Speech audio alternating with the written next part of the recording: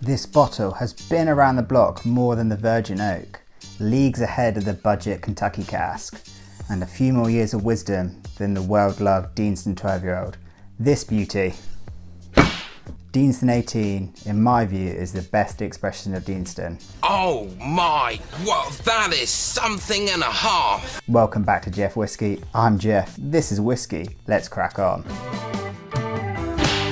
Jeff Whisky. I think I've tried maybe 5 or 6 different Deanston expressions and none have brought me as much joy as this one. This was the first bottle I received from the Somerton Whisky Club and also was Whisky Exchange's Whisky of 2022, which they done last year. I don't get it. Either way, let's dive in on the experience.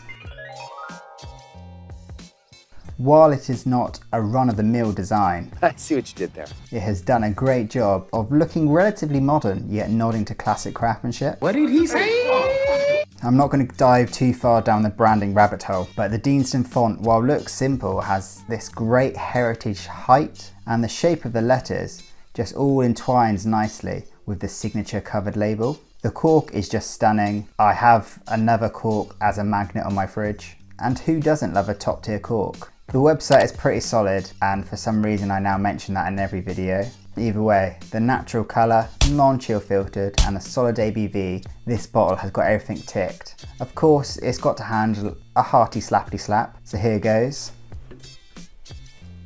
I feel like I should windmill it. Anyway, I can't have all the fun. Like whiskey, bottle slapping is better shared.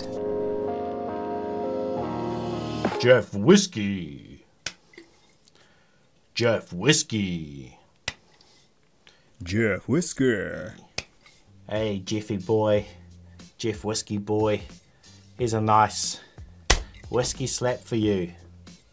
Oh yeah, just how you like it. I think I dare to give this one the almighty 6 out of 6 Jeffs on experience. Right, let's get this poured and give it a whiff. I haven't got a glass.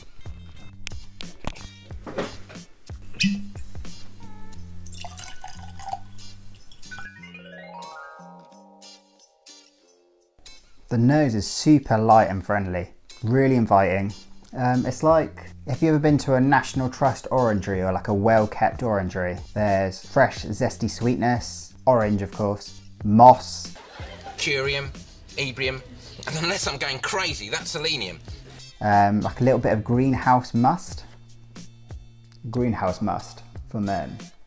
I think we all know the aroma of cooked banana bread, and this is that with honey drizzled over those nasty dry oatcakes. The aromas are not flying out of the grass? It is a bit grassy, like dry grass, but overall wonderfully balanced. Perfectly balanced. Low drag. Minimal torque. It's going to be getting a very high 4.5 Jeffs out of 6. No, I don't do decimal points. 4 Jeffs on the nose. That's enough sniffing, let's get sipping. Cheers.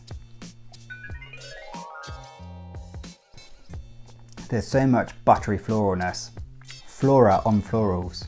Daddy, we're already awake.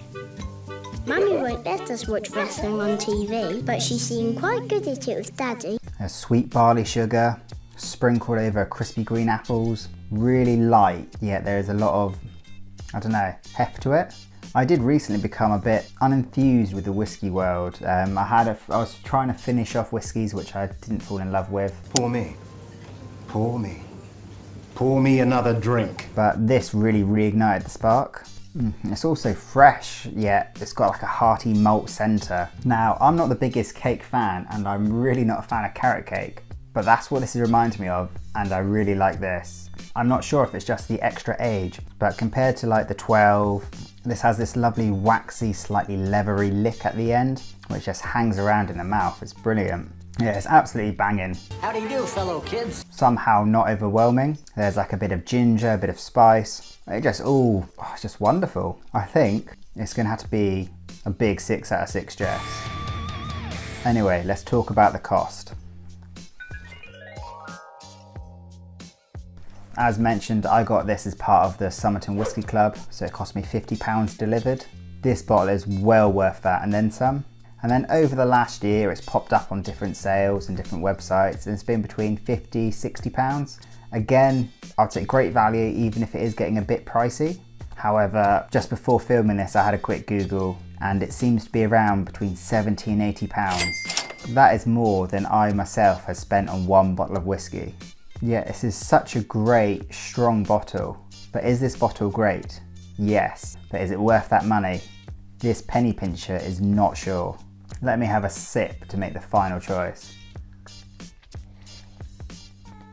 That is really good. I know value is very subjective, and what would say costs a lot to me is chump change to someone else. Some sort of peasant joke that I'm too rich to understand.